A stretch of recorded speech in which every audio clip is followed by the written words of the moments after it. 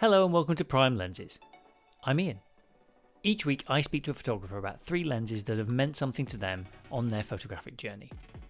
It's unashamedly gear chat, but hopefully focused more on the images made with that gear than performance metrics and graphs. My guest today is Mel McVeigh, an award-winning photographer and creative director that I've had the privilege of knowing for well over a decade. We should probably stop counting, just in case. I wanted to talk to her because recently she's been experimenting with generative AI tools as she continues to explore themes of intimacy and relationships in her photography. Combining these human themes with what many would consider tools that are inherently inhuman might seem like a bit of a contradiction, but it led to a really interesting conversation, and I think Mel has a very interesting perspective on using these tools. It was a great conversation, so without further ado, here is Mel. Yeah, well, see, it's the way I do it. The show is the show, Mel. Like that. This is how we go. We just start. All right. Right, and then it's like I flatter myself that I'm stealing this technique from Mark Maron, where he just starts the thing, and it's quite fun because you have loads of people. Then I've had it happen a few times where people get part way in, and they're just like, "Have we started?" I'm like, "Yeah, the show's the show. Well, let's just go." But yeah, how is London town, Mel McVeigh? It's really nice, although, I really wish summer would appear. I mean, it's a falsehood to think we actually get one, but I'm not often here. Yes. In June, July, and I'm finding the lack of sunshine a challenge, but it's all right. I think it's been a perpetual challenge for you with Europe in general. We've talked about it in the 16 years. Something like that we've known each other, which is nuts and brilliant in equal measure. But yeah, I think the cold London on a sunny day then gets into you, and then you go, oh, it's always going to be like this. It's like a good Polaroid. And then you go, no, sweet child. And look, but when London is like that, it's the most glorious feeling in the world. It's like everything washes away, just happiness abounds in all people. You get a bit loud. I live in Dalston, so it's it's not the countryside. So I have to get used to people living and breathing and having fun at all times of the day. Yes, and night, which I imagine is loads of fun. Yeah. I heard a while ago some cities have a night mayor now. A mayor who's in charge of the nightlife. I think Amsterdam tried one out. I don't know whether they still have that person in post. But they're the mayor for the city, but focused on nightlife. So supporting restaurants, clubs, businesses that basically make their money in the evening. But it's a funny thing to say out loud as well, that they have a nightmare.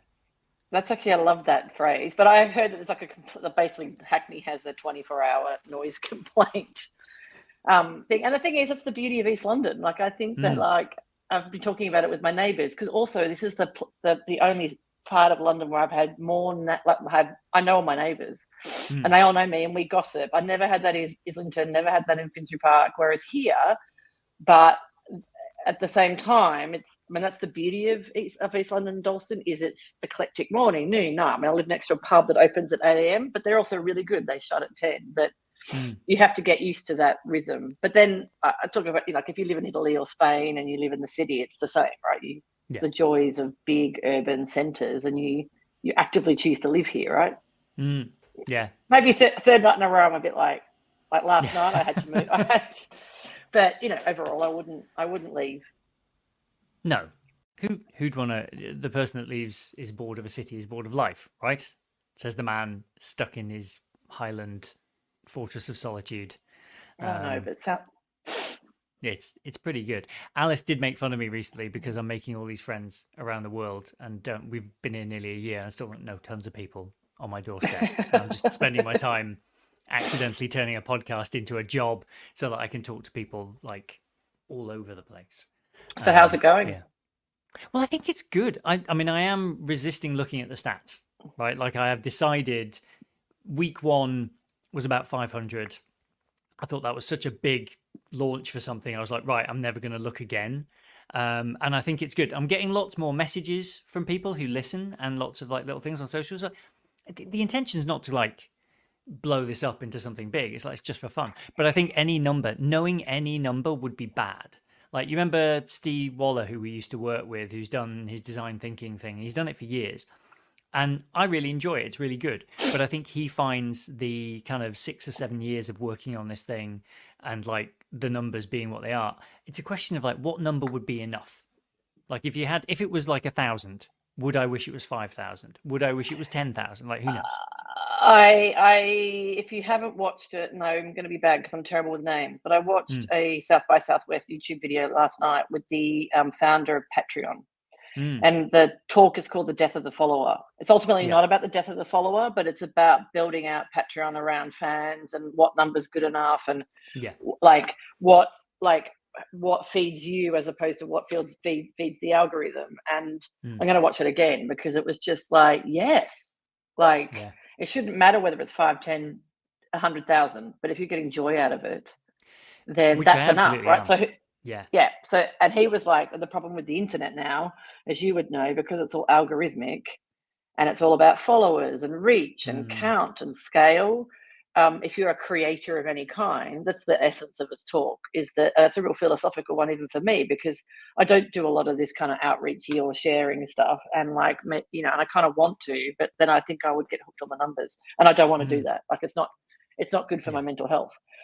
No. And it's not why I do it. So it's, yeah, but as someone who works in that industry, it's also fascinating because of the way he describes the future of effectively publishing, which is my day job, right? Like Yeah. these are very existential questions about what it is to create, publish, produce, share, monetize, all Yeah. the keywords. Yeah. Yeah. Yeah. So Exciting times, which leads us, I suppose, nicely onto because with the death of the social web and like the stuff that we all kind of thought was here forever for the last 15, 16 years, your Facebooks, your Twitters and things like that's kind of like as that kind of comes to an end in a lot of ways. You've been one of the first people, and one of the reasons I wanted to talk to you because you've got this kind of nice overlap with photography is you've also really embraced generative image making in a way that a lot of photographers and traditional photographers haven't.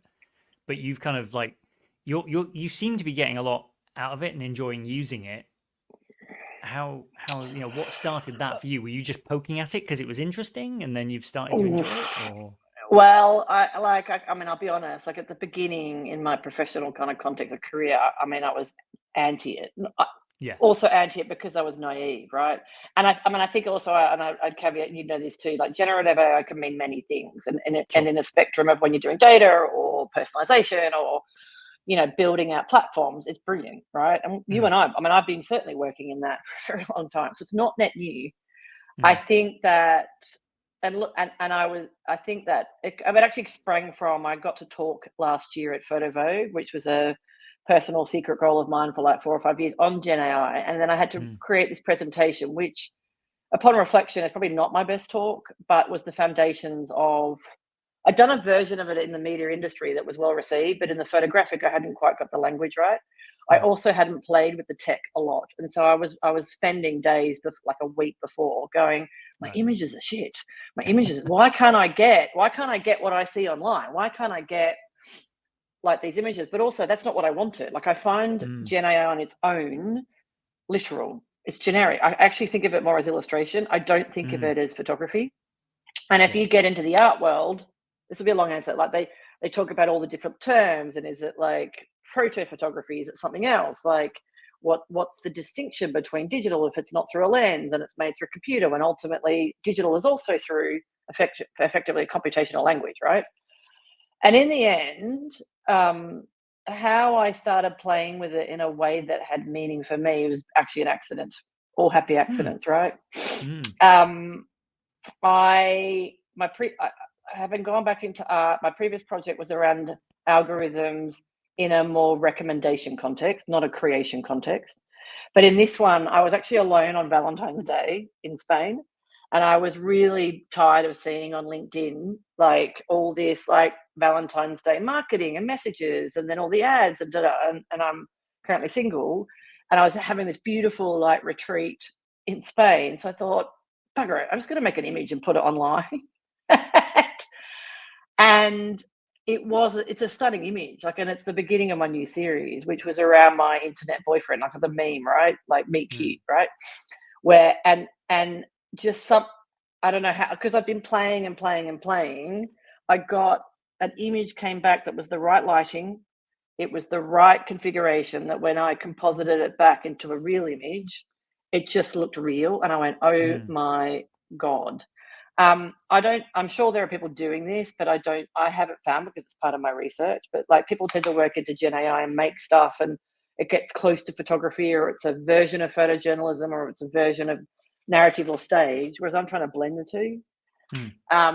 And now I'm having the time of my life. Like I'm going back and forth, and I've worked out my technique, and where I get stuck, I have friends and engineers that I can go to, and I go, oh, I can't do this thing. Right. And then it really annoys me when they come back in 30 seconds and go, here it is. I'm like, what did you do? Like, yeah. Well, what did you do to like come back? But yeah, but that's nice. I then get to work with photographers and engineers on the same thing, which is actually what I'm getting a lot of joy in, because I can geek out on both sides, right? I can have the existential, is this photography? What's the meaning of the image conversation? And then I'm like, I can't work out this API and this code. How does it work? I need it to do X. Yeah. So that's why I'm getting, it's cool right now. But I see it as a technique into my own photography. I wouldn't call myself a Gen AI photographer. Yes. Yeah. I mean, I think that's, like you say, Gen can mean a lot of things, and it is definitely going to change, and it's definitely going to what we're looking at now and what people think it's going to be for now. I was listening this morning to the interview, Decoder, Neela Patel's podcast at The Verge, and he interviewed the CEO of Zoom. And the CEO of Zoom is like, imagine you'll send your virtual avatar to a meeting and it'll answer questions for people. And I'm like, come on, man. Like that is the most wish casting. Like, we are so far from that. Like, if right now you could send your hallucinating generated avatar version of you to a meeting, and God only knows what it will say. Like, we're a fair ways off. But also, why would you do that? I mean, I share, like last night, I was slightly doom scrolling on Instagram, but I got this amazing video of two people had put their Gen AI phones to each other, and they had a conversation with each other. It was brilliant, because obviously the question, like, it's the new ChatGPT 4.0, like they were talking to each other and then answer it, and then it got into quantum physics really quickly, and it was just so funny. We're so far, but also, what value is that adding? Yeah. Like, and I also go, should we as humans be doing this? Like, that's the step that's missed. It's like no one's seen Jurassic Park. Like, it's that bit with Jeff Goldblum just needs to be played on a loop in Times Square as big as we can make it. That, like, your scientist, it wasn't earned, and your scientists didn't stop to think whether or not they should, right? Like, that's just every day. But it's the seemingly unconnected that becomes connected. We can talk about the rates of loneliness. We can talk about the rates of depression. We can talk about the fact that, the younger generations really struggle with communication, and no one says, well, why would that be? And it's not just social media, because I don't believe that. But if you're not inherently giving people an ecosystem by which they can have meaningful relationships, the last thing that I want is my AI to be talking to someone else about a topic. My whole point of being is talking to you, virtually or in real life, about something that then feeds my soul, right? And I don't care what anyone says. They don't become sentient, and if they do, that's terrifying, because once then you get into Black Mirror, and you get into like true sci-fi, and you then go back to why is it helping humanity? Yeah, no, completely. There was something I saw the other day that was someone going like, once again, we implore the CEOs of tech companies to watch the end of the movie, right? Like, it's just whether it's Ready Player One or Her, or whatever the film is. Like, these are great stories about people overreaching and the implications and we're playing with them in a sandbox of ideas, like you should, like societies and things should. But we should have a dialogue with those rather than before we go off and invent whatever, there's no ethics, is there? No, but it's also that standard technical problem of they build the tech and then go, oh, we need to think about this as a business problem or a customer challenge, right, that we're trying to solve. But I do go back to, like, this is not even a future facing, like, it's a now problem, right? Like, I look at, because my work is often about intimacy and dating and and the algorithms, and people go, right, well, there's dating fatigue and they're off the apps, and Match.com has dropped 40% in revenue. I mean, if you go onto those things, they don't meet the consumer need, right? You're being paid. It's become I went on to one recently, because I'm off them now. and went, and it was like literally playing Candy Crush. And I'm like, what the, sorry, am I allowed to swear? But even if I don't, but like, what is this? Like, this is not a dating app. Yeah. And then if you don't get meaningful matches and you don't actually go on a date, but you're trying to charge me, 40 quid a month, like, you wonder why your revenues are down, right? And also when you get again, terrible with names, but the woman that set up Bumble, she was talking about you'd have your AI boyfriend, your bot, talking to another AI bot to screen. And I'm like, I don't need that. What I need is for you to give me a recommendation of someone I'm more likely to meet in real person. You're not solving for the problem, right? Like, you're actually creating for the problem, and then all that other unintended consequences that come from that, ghosting, swiping fatigue, like, just no one kind of looks holistically at the behavioral impact. Yeah. And I think that's a fact, the unintended consequences of algorithms is, we need to be discussing that, not only in the future facing, because it's now, and we have vast evidence of where it works and where it doesn't. I was going to say before, like in other areas like health tech, it can be brilliant. And optimizing your health, it can be brilliant. But when it comes to human relationships, stories, politics, where there's like a meaning, I think we need to have deeper conversations. Yeah, no, completely. I mean, I was talking to, so our eldest son, Lewis, was asking me at the weekend about phones and screen time for grown-ups, because from his perspective and from kids' perspective, grown-ups have just screen time all the time, like whether I'm working or whatever. It's like, well, you have all that screen time. And I was sort of starting to say to him, like, the companies making technology, I am a huge nerd. I love technology. I love a gadget. But the challenge is the companies making the devices 5-6 years ago put stuff in to help you reduce the amount of time and help you manage the amount of time you're spending on it. So I feel like there's like sort of 60-70 years ago Philip Morris vibes going on here, where like they know the product is maybe that it will come out in the wash at some point, that like there was a leap made, or they could see some sort of connective tissue. Like the people who went off and founded Humane, as silly a product as that is, and I think it's just, they're probably just way too early for the idea, and maybe don't quite have as rich and developed an idea of what that product is. But like, they're kind of appalled by the part they played in developing smartphones, and are worried about it, and are worried about the impact that they've, and this is them kind of, to some extent, reckoning with the guilt they feel by getting millions and millions of dollars to invest in a startup. But that you should watch this South by Southwest talk, because he talks a bit about that too, because there's a tension between, so the platforms, right? Like if their North Star metric is watch time, that is time, right? Yeah. That is length, it's usage. And if you're doing that, that is at the detriment of you spending time elsewhere, right? Either on another platform or in real life. If in a dating app, subscription is your primary monetization, you don't want people to unsubscribe. So you need them paying month by month, which means they don't get the outcome that they think they're going to get, because ultimately, if you're continuing to pay for a subscription, you aren't actually meeting someone to get you off the app, right? Like exactly.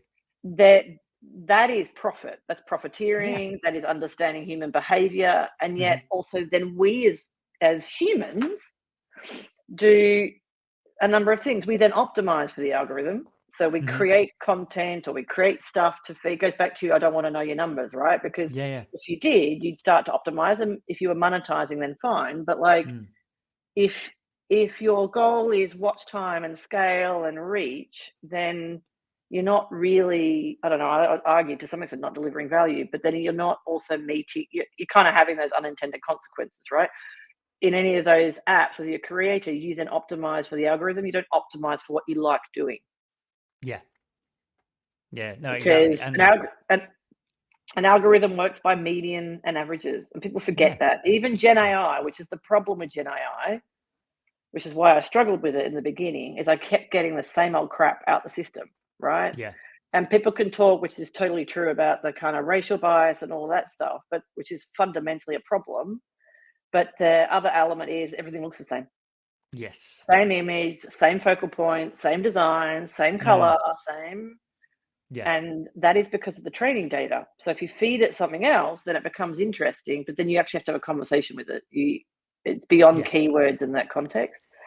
And I just think, well, yeah, we're a bit too early, unless you're a technologist, to understand that it's only, ironically, input now is just as important as outcome, because the input in determines the output, which then ultimately determines the outcome.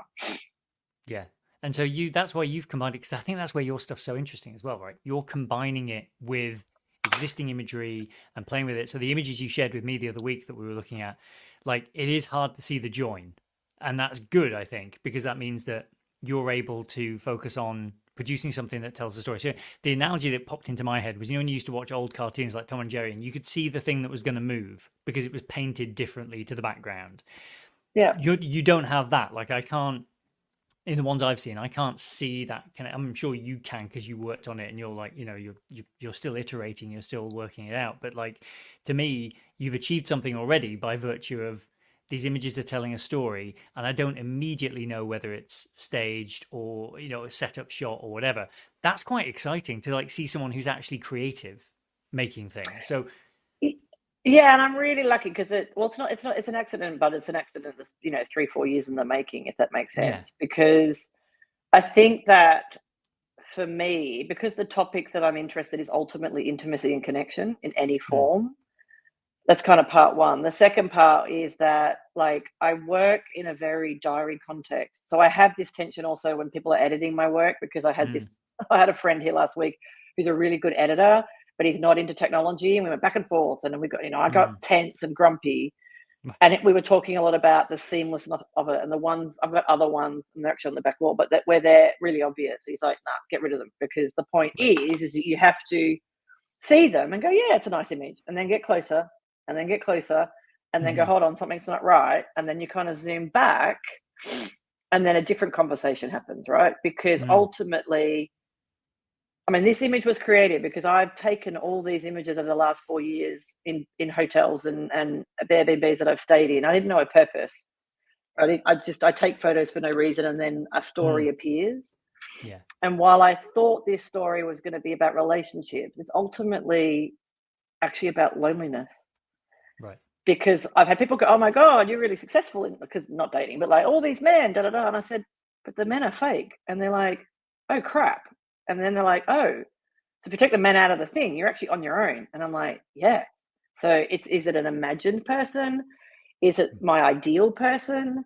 Is it a projection? Like, it gets into a whole other conversation that isn't just give me keyword, like imagine prompt, a man on a bed, sitting there crying, lighting, blah, style Polaroid, lens, 50 mil. And that's how you write it, right? You write it like metadata. Whereas try and get it to tell something that's more layered than that. Yeah. And do you kind of iterate? Are you using one of the tools like a Mid-Journey type thing where you can iterate on the image, or are you kind of getting the one you want and then trying a different prompt and getting things that are wildly different? Or is that too much? Also, if you don't want to go into technique. No, I can go into technique. I think that, and this is a learning curve. Number one, the training model is my own images. So I haven't created a training model. So I don't think that would work, but I give it a base image. So I actually give it the image from the scene that I have. Yeah. And then I have to play. So I actually find if I'm less prescriptive, it actually gets more accurate faster. If I try and get super prescriptive, the images come out really cheesy. So the blending, I use Mid-Journey a lot for the blending. So a lot of it is image based. So it's image to image or image to prompt. And this is where I was talking to my engineer friend, because most of the AI is text to image, text to video, image to image, image to video. And I want to go the other way. So I've taken the image, I then create, and then I take it out, put it into Photoshop, and then I play. But the thing is, they're tiny. So there's a scale up issue. I've not printed them too big. These are A4, but I want to get them bigger. I don't mind if they're pixelated. I kind of want them to be. But where we're also playing now is around because I do a lot of work also in text and poetry. And I found this, and I think I said it to you, the poetry camera, which just blows my mind every time. And that is doing live image to text conversion poetry. And that's where I went to my engineer and went, I want to do that. I don't want to make the camera, but show me how to do that. And then he did it within 30 seconds. And I went, I've been trying to do that for weeks. But he did it in ChatGPT 4. So my headline to that is what I'm trying to do is have a conversation with it. So I iterate from, but once I get the image, that's it. What I haven't tried, but I don't want to, is character set. So it's always creating the same face. I don't want to, because actually the whole idea actually, and this is the thing, that ideas evolve based on feedback. Yeah. And the one that I'm struggling with at the most, because they were the ones my mate rejected, and not that I would only just listen to his voice, but it was true, is that in all the original images and the one you saw, I'm not touching the person, right? So you're in the scene, but there's only one or two where there's an element where you could be touching. And because you can't touch an AI, right? I'm trying to create images where it looks like we're holding each other or we're hugging or there's an element where hands. That's really hard. Yes, right. And that's where it's got really, and so that's why I've been trying different tools. So I'm in Midjourney. Photoshop is crap. Like, it does great background and removing back all the productivity stuff in Photoshop is brilliant. It's saving me hours, background cleanup, all of that. But when you try and do the generative, oh my God, the results are wacky as shit. I don't tend to use Stable Diffusion, but Midjourney's become my tool of choice, and I can craft around it, and I can get real and really close. But then the funny thing is, my mate, who again isn't into technology, didn't like the ones that were hyper real, where it was so real that you couldn't tell. He was like, "Oh no, that's too much." Right. So that's also and I've got wild results. Like, I've got one at the moment where, like, it literally looks like we're performing together. Well, we're just not. So it's a journey for me, but it'll be probably about 9 images in. They need to be properly edited, but hoping to have an exhibition a bit later in the year. But I'm going to blend it with, we've been talking about using more installations, using voice. So this whole her stuff, using voice. Maybe you create a conversation where you can talk to the men, creating poetry from the images. So that's basically metadata back out. And maybe that's a bit naive, but they're things I'm exploring, right? So that ultimately everything is constructed except for me. Like, I'm the real thing in the image. But am I the real thing in the image? I don't know, because am I real? I don't know, because then it's become, am I real? So then you get into that kind of conversation. I love this. This is so cool. That's so good. But also, everything you've described there sounds doable with where things are at right now. Like, you could turn, build a language model that can be man A versus man B and would give different answers. Someone from Square Enix, I think last year at GDC, the Games Dev Conference, showed off a demo of using an LLM to create characters in a game that basically never say the same thing to you. So rather than writing tons of dialogue, because in old adventure games like Monkey Island or something like that, King's Quest, when we used to play those in like the 90s, you knew you'd exhausted a branch of the game when you clicked and got the same dialogue again, and eventually the dialogue branch would end with, I guess you're gonna have to keep exploring, Guybrush, and off you'd go, or whatever. Whereas now the idea would be that you build a model that runs within the game, and then you go and talk to it. And I think, because that's going to have to be crafted and authored by people, and they're going to have to obviously find ways to safeguard against wild hallucination. But I love the one, because I think people are playing with that at the moment. I saw another meme where it was a video game where it had 4 AIs, and they had to guess who was the fake person, as in who was the real person. It was kind of obvious because the AIs were talking so structured. And then the person was like talking, and they were like, "You're not AI." And I think that these are these fun, like, if you work it, it's fun to explore that stuff. It's just that, what does it mean when someone works out how to monetize it? Because then it becomes problematic. And the reason I get into that is because my topic's often about intimacy and dating and relationships. Like, you can have an AI boyfriend. I can talk to one right now, and it's really odd. And in parts of Asia, like, people who are lonely, they would prefer to talk to a therapist who's an AI or something that's fake. And then I'm like, but you're not. The thing about people forget is that actually humans are animals, right? We crave touch, we crave sense, we crave smell. I said not crave, but these are parts of our we're pack animals, right? And we thrive on community. So if you remove all of those constructs and you're sitting in a room talking to someone, someone just like thinking that you're having the thing that ultimately you don't have, right? then all sorts of challenges happen with your physiology, with the way that you think and the way that you believe, and also the way you act. Because Yeah. so it's like being on social media and getting a dopamine hit when you get a like, or you talk to someone. That's ultimately not a Mm. real. I mean, it is real dopamine, like if you talk to a scientist, but ultimately it's Yeah. not giving you the thing you desire, Yeah. right? And the contact and your body, your brain doesn't make a distinction. Did I get the thing I Yep. desired, or did I feel that I think that I got the thing I desired? And that what the AI is doing is making you think that you have, Yeah. right? It's like the insulin spike that you get when you drink a sugar-free drink because your body Yes. thinks it was getting something but it isn't, and then so consequently you don't get that feedback, and so that's over time that's bad for us. It's not good for us, and we can see it from other things. So yeah, I do feel like we're sleepwalking into stuff, which is why it's nice to kind of have a conversation with someone who's making things with this in an interesting way, and there's a human at the center of it rather than the scaremongering conversation and fear around it, because it's very easy also, I think, to just go no to all of it, just no, because I think No, there's yeah. there's use, right?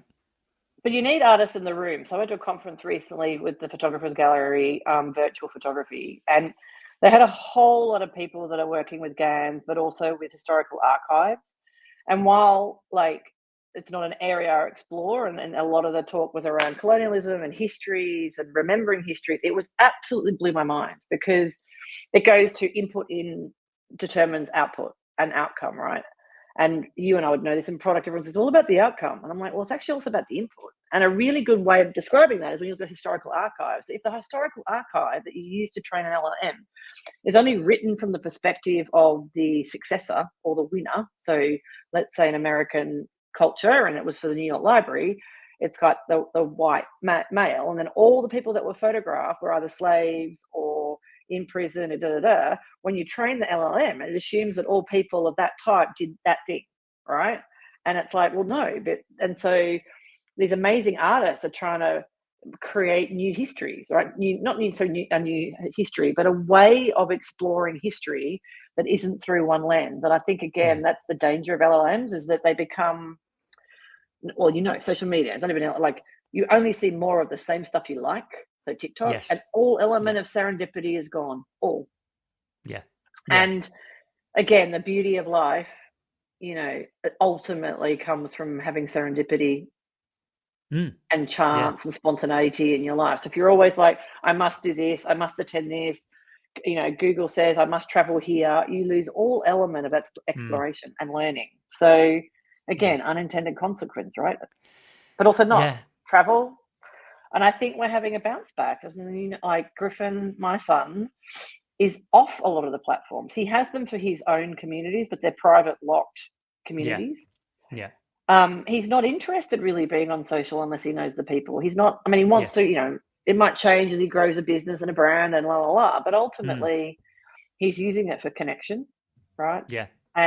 And he's also rebelling against the show Beijing that we would have had in the last 10 years about the kind of influencer framework, basically, where you're supposedly knowledgeable on something.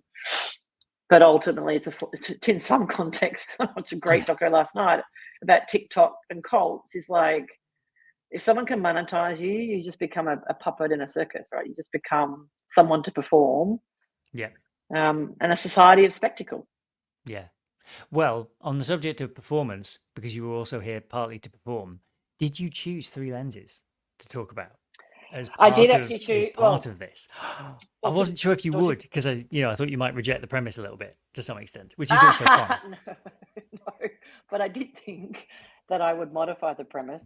Oh, good. Constraints drive decisions, right? Hmm. Hmm. Well, I don't use three lenses.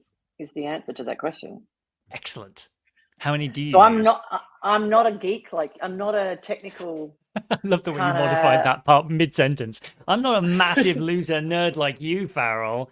that is your projection of it. It's not what I said. That's what you heard. It's not what I Yes, said. that's my But what I said, insecurity speaking. it's you. Yeah.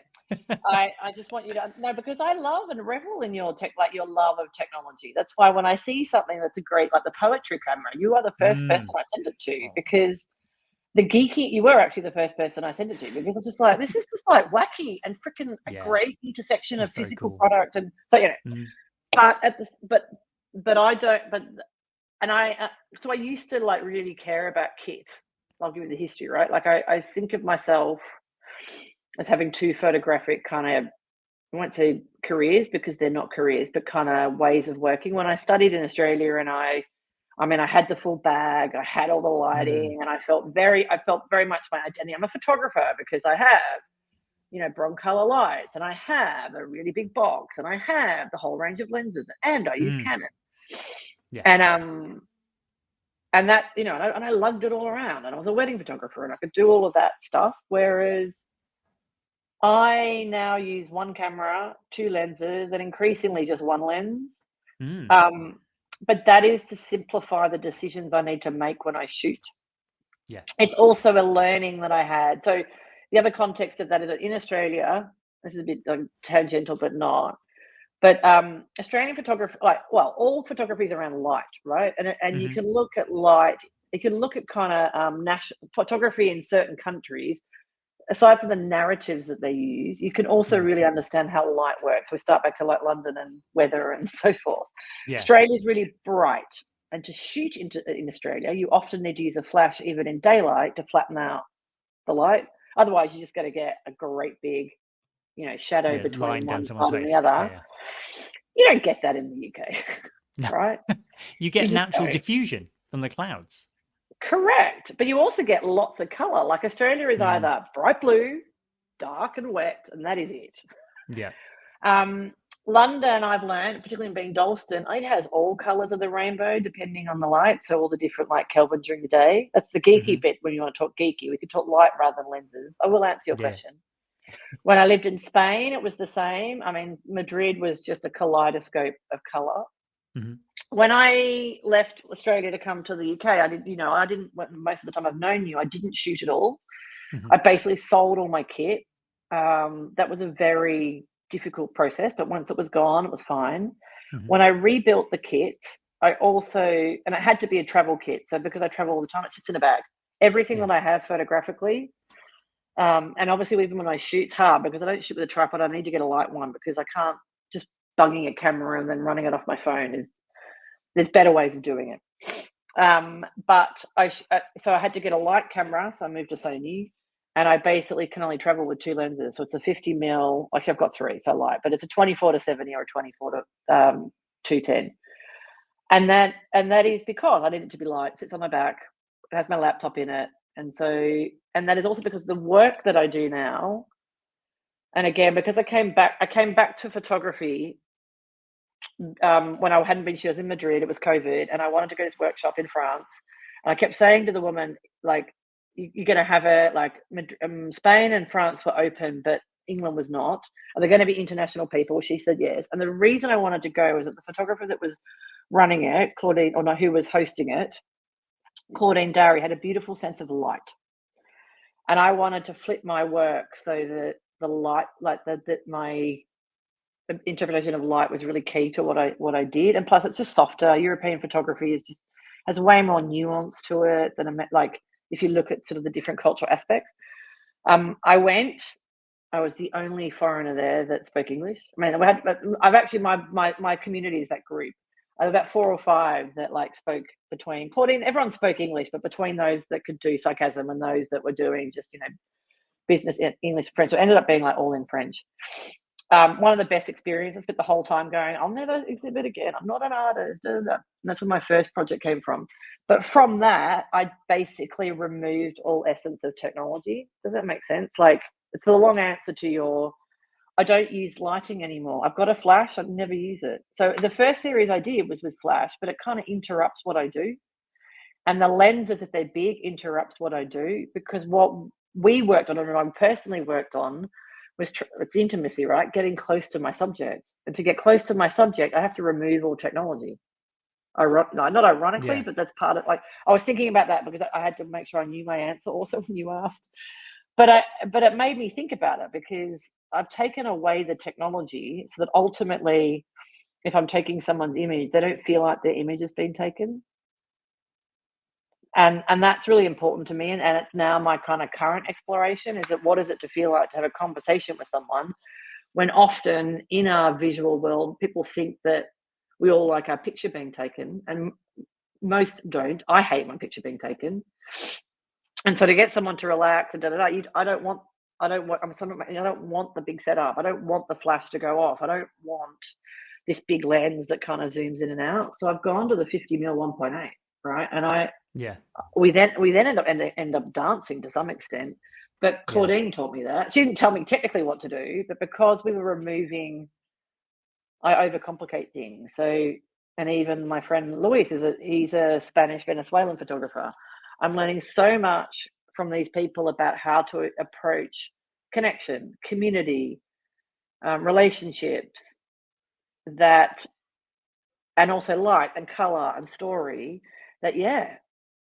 So it's the answer to your question, but like I don't anchor myself on what's in my bag. No, I love it. Does that make sense? It really does. And I think what's brilliant about asking that question and having a format, like the reason that I wanted to make these was when I hit on the idea, because I knew that people would play with it. So like someone I interviewed the other day, all three were 35s. Two of them were versions of the same lens, just made at different times. And then you've got on the other end of the spectrum, people like Dan Milner, who just basically reject the premise because they come from a journalist background. And they're like navel gazing and choosing a lens for its rendering is an occupation of the wealthy. Like, I ain't got time for that. He like came up through, he arrived at the newspaper he worked at first and was told, get this camera, get this lens, go here, take these photos, and you better come back with something because otherwise you won't be coming back tomorrow. And so like my whole premise actually is fun because it only exists through the luxury of me being a tourist. Like, you know, the thing I say almost every episode. Well, a little bit in the sense that it's not my job, so I can enjoy it and I can just do it for fun, and I don't have to. I don't have a project that's eating at me that I must manifest. So I don't have that kind of creative thing that is. I mean, I may one day, and I've got images I want to make and images I enjoy making, and I get satisfaction from it. But I'm very fortunate that I can talk about it with people and be a communicator of it rather than, you know, that pressure. Oh, well, I should have rejected it then, but I thought, no, if I don't follow the brief, you'll get frustrated. Yeah, no, it's good. Oh gosh, no, it's lovely. It's lovely. You're no, I'm playing not with it. frustrated. I know you wouldn't, but like but it also I mean, the beauty of that question too is it makes you go, what matters to you in the image making process. So, and when you said that, like, I think again, I don't sit on either fence because I love the craft, and I mean, I was trained in film as well. So, and I used to spend, days deciding, am I shooting in Porsche? Is it black and white? Is it Kodak? Is it like, like Fuji? Like, which film am I choosing? Because that's a very important decision based on what you're then going to do in the darkroom. And then you go in the darkroom, it's like, what chemicals at what level? And like, which paper? And is it matte? And like, am I going to leave it in long enough? All that beautiful craft. It's why the Apple ad was so toxically bad that like kicked off on the internet recently, is that the beauty of creativity is all the accidents you make. Like I said, like this project is not something where I wrote a brief and said, go do this, go here, come back with some pictures. It's been percolating for a while. But like my question isn't what lens I use, because I tend to shoot a certain way, which I want to break from. I mean, I'm going to upgrade my camera, so I will do research, and lenses are everything, right? Like in digital, and what I've said to people, you can get a lower resolution camera, but if your lens is shit, your lens is shit. And you know that when I shoot on iPhone, right? A shit lens is a shit lens. So invest in the lens as opposed to the back was always the advice, and I would still stand by that. But I have questions now then more around paper, which is hilarious because I haven't done print in ages. But like, what paper? Is it translucent? How big do I want to go? What's the scale? They're all the same questions of the lens question. It's just that I'm interested in a different phase of the process. Yeah. How can I get what I don't even know what the Midjourney is, but when I put it into Photoshop on my 40 meg file, it's like this. It's like tiny, but it's Photoshop 10 years ago couldn't scale up to what it does now. No. Oof, the interpolation's extraordinary, and knowing how that works is brilliant because but I go back to my biggest challenge with the Midjourney and the AI is getting the lighting to match. Because for it to not look fake, the person needs to look like they're in the room, which means that if there's a lamp on the left, the lamp needs to be shining light on the left of his face, not the right. Otherwise, your eye would go, hold on, something's not right here. Right? And so those techniques that the best thing I'm lucky. I am the last generation that did digital as an elective, not digital We weren't even allowed to do digital when I studied photography, which shows my age. And my ex-partner was like, you have to get into it. And I said, no, I'm a purist. It has to be print. He goes, it's the future. Now, whether you do cyanotypes or printing, that's the elective, right? Yeah, it's But gone the other way around completely. yeah, but if you don't know light, and like I I have agree. friends that go, how do you get light? And I said, well, I can fix your picture in Photoshop because I understand color. And color came from moving those dials Yeah, on the color machine. yeah. It's like that inherent learning where I can color cast something and fix it or not fix it or play with it. So color and light, as I said to you, by removing the flash, which was my Australian background, by removing the flash has opened up a world of photography that I had not explored, and that is color. And that is not color with the filter, which is really another question is what filters do you use? But like I know I don't need to because I can post in Photoshop in a really good way, but like I really care about the time of day I shoot or where the light is, because even if it's like London, this light here is really blue at this time of day. If the sun comes out, it's still blue, but it goes a really like cyan blue, and then it can go into red because I can dial it up or down. And people go, "Where did you know? How did you shoot that?" It's all natural. It's just, I mean, it's edited with AI, like in post, but it's not. I'm not putting a filter, and I'm not shooting infrared or anything like that. Like it's just that's what the light is. You just can't see it in our modern world. Color is my next thing, I think. And Oh, you've had friends presumably who've read the Alan Carr smoking book, right, to try and quit smoking. Have you come across that? So this guy Alan Carr, not the comedian, did a book about quitting smoking, and in the book he's like, "Don't stop smoking when you start reading the book. There will just come a point in the book when you will just want to stop smoking," and it's really clever. I've never read it, so I don't know, but all my friends have done it and they've stopped smoking. And I just recently read the Joel Meyerowitz book, A Question of Color, and that's done that for me on black and white and color. Like I was really enjoying black and white photography, and then suddenly I've read this book about color where he shot photos of black and white and color side by side, and I've come out of it. I've not shot a black and white frame since, because there was this one bit, I was reading it on a plane, and there was this one bit where they were talking about if you wanted to represent a scene, losing all color from the scene, you're not really representing it anymore. And that just something in my brain flipped. Well, yeah, but I'm sure I'll come back to black and white, but I am loving the color. so I would add a layer to that and say not just color lighting. So if you really want to get into an amazing like black and white film, have you watched Ripley yet?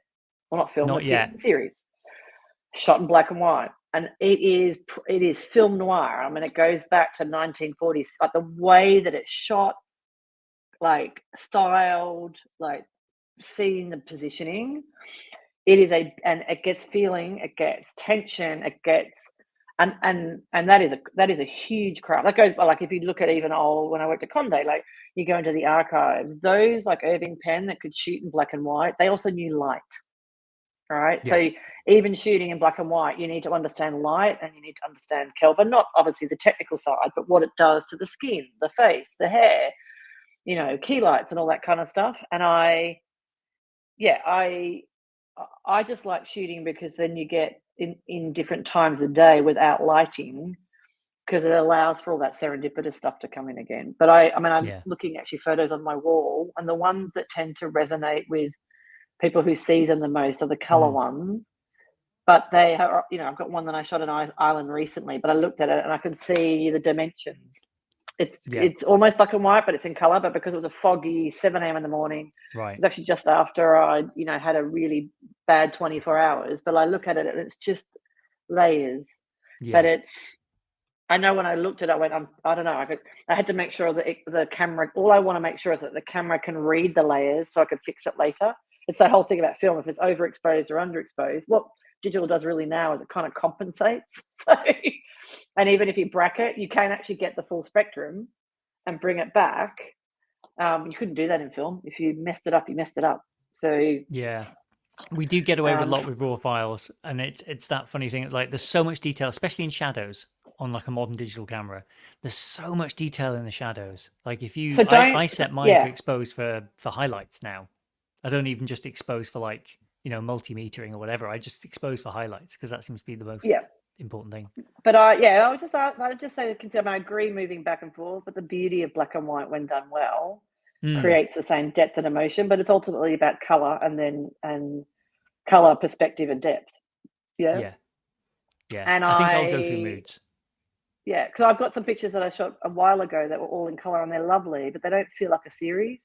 And then again, Right. playing, I took out the black and white. Took them out to black and white, and went, whoa, that's a whole nother series now, Right. because the color was interfering with the narrative.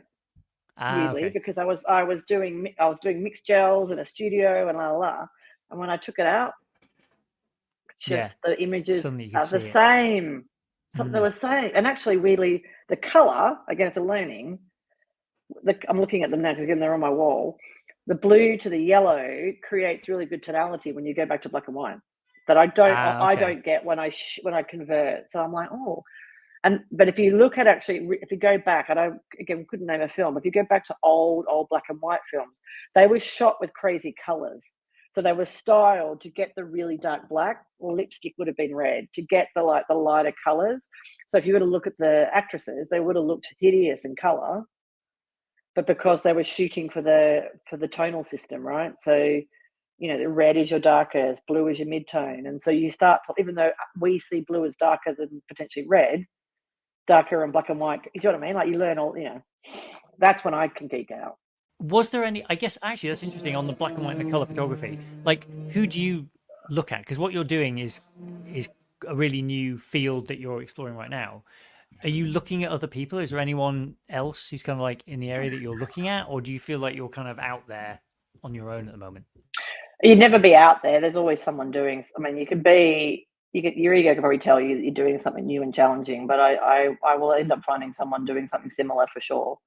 There are, like, Foam Amsterdam has got an exhibition at the moment on AI and future photographies, but a lot of it for me at the moment, if I look at that space, at least people that I'm observing, again, if anyone wants to point me in direction of people who are doing image first to compositing, which is probably no different to CGI, but like a lot of it is playing with narratives into Gen AI first and then creating renders from that, and videos.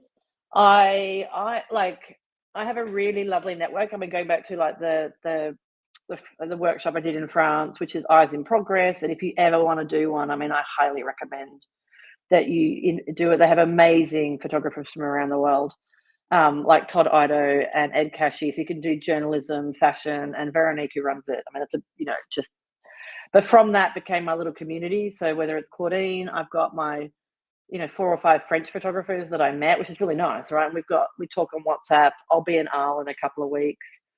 So I'm trying to actually, rather than go broader, I think for me, because I'm in loads of different worlds, and this, I live in a tech world and I live in this world, that for me to keep focus is to stay within my community. So I'm on a trustee of a photographic board, PhotoWorks, and then I've got my friends. So I'm using them to like meet someone, look at this person's work. Have Yeah. you been?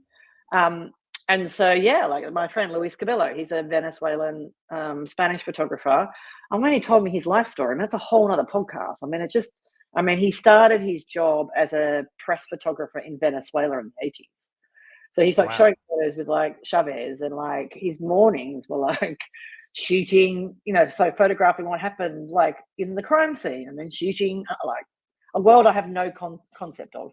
Yeah. Now Wow. lives in San Fran, but he's beautiful. His work is incredible, and that's why And I met him actually randomly. He'd appreciate this too. I actually met him on Tinder 10 years ago. We never dated, but he's become kind of the editor of my work.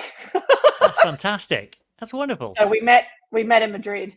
Never dated. Met 4 years later through the photography world, and now become friends. And he edited my last book and gave me some feedback when he came here. But yeah, so I guess a long answer, but like I'm working, and it's interesting because there are people like him who are like not interested, right, in it. And there's collectives like Fellowship XYZ, which are really into the kind of the image making aspect. I'll do there's Charlie Engelman doing stuff with his mother, and I'm like, all of that's really cool. But they're exploring, and there's loads, like I said, with the virtual photography, doing histories and colonial past, and like, which is it's taken me on another tangent. But I've had to kind of bring it back because, like, I need to finish the work, so I'm easily distracted, and it's not a full. I'm like you. I have a day job, And this stuff takes time. Like I can't just go, oh, I've got 5 minutes, I'll edit. Like I have to Yeah. remove a person out. I have to, it's like I take the product person out of my world and bring the creative person, and then I'll disappear for 3 days in my head, right? Like, because I'm making them in my head. So I don't know if that's an answer, but yeah, there are people working, and I explore, but I'm really into people, like the work of people who are exploring connection, relationships. So it doesn't matter. Like, even if it's a good film, Ripley's amazing, right? And Yeah, I I should now watch for the that. yeah, and now, and it's like for the first time, and I've had to. This has been a hard journey, but like for the first time in a number of years, because I'm not working full time in a senior job, and I've got a portfolio career, and like I'm my son is an adult, so I'm the true empty nester. I get to be slower and more selfish in my practice, um, which is very rewarding, but it's a shift because I haven't had this Yeah. time. And for me, then it's I if I try and use the algorithm, great, but as I said before, it doesn't actually help my mental health on any level. Serendipity helps more. So I'm trying to now just like who and what, this one conversation. My friend from Paris sent me a 15-minute voice note yesterday on what he'd learned on some exhibition, and I'm like, oh my god, that's a note. And there's a photographer I need to. So I don't use algorithms anymore. You tell me to watch a show, I'll watch it. You tell me to read a book, I'll read a book. Like, Yeah. that's enough for me right now. I think that's a better way. It's funny, there's a theme emerging from the conversations I'm having with people more recently that that's what they want. And and people are seeking less perfection as well. So they're seeking the lens that isn't perfect technically, or the equipment that isn't perfect technically. Ali O'Keefe, who I spoke to a few weeks back, and she and I talk a lot. She's big into like digicams and has this whole thing about there's no such thing as a bad camera. And even Torsten Overgaard, who I spoke to last night, who's like shoots loads of Leica gear, has an M11, was very candid about how he doesn't like it and doesn't think he like it is as good in a lot of ways as the M10 was. Like he's straight out there, and he's like this other lens that was perfect. He's like, it's boring. It doesn't. It's too perfect. Like there comes a point where Yeah. technically you've reached a point, and so he's like he's almost not interested in any camera that comes out from now because it'll just be too good in Well, some also you ways. have to keep relearning. Like I always wanted a Leica, I could never afford it, and Mm, I didn't go and always wanted a medium format camera, but it's not my tool of choice. I mean, for me to shoot medium format, that's very different. That's a very different setup with the subjects and the people you're working with, and a beautiful way. I've got mm, friends that still shoot film medium format, right? So yeah, slow and really considered, and you get a certain type of image from that. yeah, But God, it's almost like you have to relearn. Like it was hard. I have to go back. It was really hard learning how to use the mid journey the way that I wanted, because but it's like everything, right? Like learning to ride a bike, you fall off 100 times, and I hated it in the beginning, but they are my tools, and I have always worked in digital, right? Always. So, and therefore, it's leaning into that and understanding that more, and actually then removing constraints drive decisions, like it just does. And the yeah, constraint is I don't need loads of kit, yeah. but I do need to understand, for the purposes of the work that I'm trying to create, what are the best tools and techniques. If I do get into installation, at the moment, as I said, it back to paper. Can I stick things on the wall? How is that made? Like you're then on that learning curve rather than which camera, which lens do I upgrade. Yeah, which I think is a much more interesting thing to get to because there comes a point where, especially with modern cameras, they are similar enough at this point that actually a lot of the time what you get out of things, if you have a look and if you have a style, you can probably achieve that look and style with just about any modern camera system. But it does sort of a nice note to end on potentially is like you mentioned you're going to get a new camera. This wouldn't be gear chat with heart if we didn't like, because the only thing that's nearly as good as buying a camera is helping someone else to buy a camera.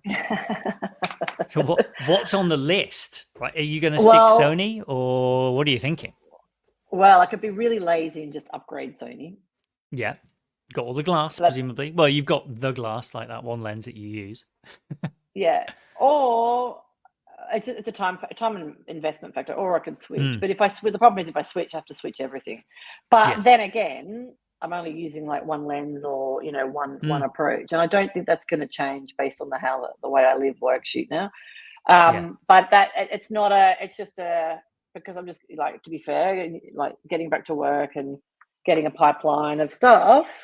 It's not a current priority, but it is Mm, because, and to be fair, I probably will change Sony. And you know why? Because their Mm, integration into shooting remote is terrible. Their right. app when I use it on an iPhone is god awful. And maybe it's because my camera is 4 or 5 years old and they've updated the firmware. But Mm, my ability to sync in real time is, it's either me being the user, so it's probably that 90% of the time, but it just doesn't work. And right. it just should. And if you go onto any forum, it's the only time I go onto forums, it's all Mm, people complain about. It's how yeah. Sony The don't remote app. do the remote app stuff. And it's like, well, Yeah. that's the name of the game for even professional photographers. So Yeah. if I change, that'll be my number one criteria, is to test remote phone integration and then downstreaming onto my laptop, because otherwise it will remove a whole element of my workflow. Yes. But I don't know if I'm the problem, so I have to then investigate whether it's me just being a Luddite, or I suspect it's both, because I'm not a Luddite when it comes to No, technology. So I suspect, exactly. Yeah. and I if think there's it's a the better job of technology solution, to work. Mm, yeah, yeah. And some of the short answer is I am up for advice and information, but the use case is being able to have the phone as the remote control. It's up yeah. onto my laptop immediately, and it's shooting on a camera with a nice lens and all wireless. So Yeah. if some, if Canon is better for that, I'm back to Canon. Yeah. No, fair. I don't know what Nikon's like for that stuff. The Leica app's very good, I'll just say. I have heard. I mean, I think an SL3 you'd really enjoy. I'm not sure an M would work for you because you need some autofocus.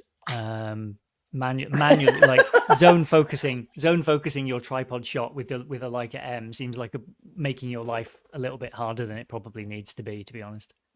Yeah, and to be fair, this is terrible. Is that my eye focus? My is so bad, and Yeah, I've never actually asked to get laser fixed.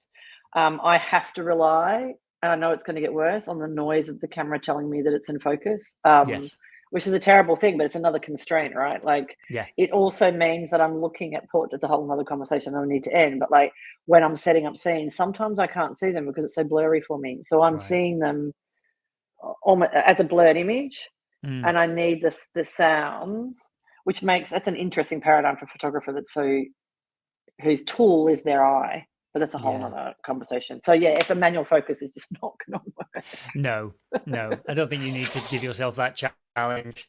You know, no. it's those of us that are addicted to the Leica M are a special form of broken toy. I think at this point, like Yeah. it's a particular form of mental illness where you're like, I could have all these things and there's all these shots that I could get, but I'm going to set myself the additional complicated challenge of using, you know,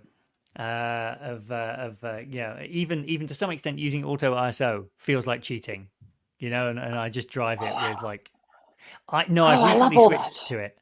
I've recently switched to auto ISO, and that's been great because if I set the auto ISO and I set my shutter speed, I like to use quite a high shutter speed typically. So Oh. then just driving everything through the aperture on the lens ring is very tactile and very direct for me. Oh, actually, I don't do that. And the reason is I don't like it over controlling, but that goes back to my film days. And Yeah, I'm sure it doesn't do the thing that it says, like 100 to 200 to 400. I mean, what is that really in a in a digital yeah, camera, right? Like, yeah, exactly. and you don't need that. It's just like, is there enough light going onto my Yes, lens? Shoot. yes, You decide. But I don't, yeah. So because I go, oh, it looks like a day where I need about 400. I mean, it's just like, why would I know? Why would I say or yeah, know that? But like, yes. yeah. So No, I it's funny. don't, It's but I do, yeah, I do auto, I don't do full manual. It's no, uh fixed ISO and then change the aperture.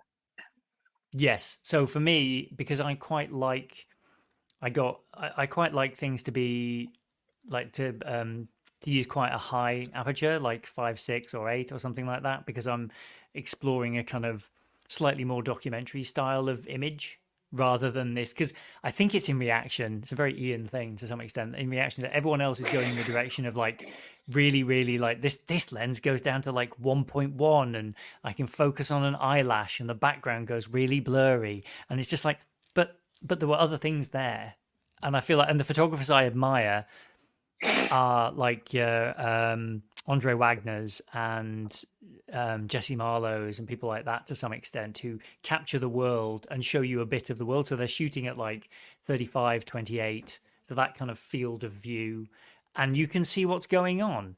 And I'm interested in that at the moment with my own images. So I quite like the fact that like you can see a bit. It's not just shallow depth of field on an expensive lens because I could afford a Summilux, which I couldn't, which is why I don't Yeah. have one. You know.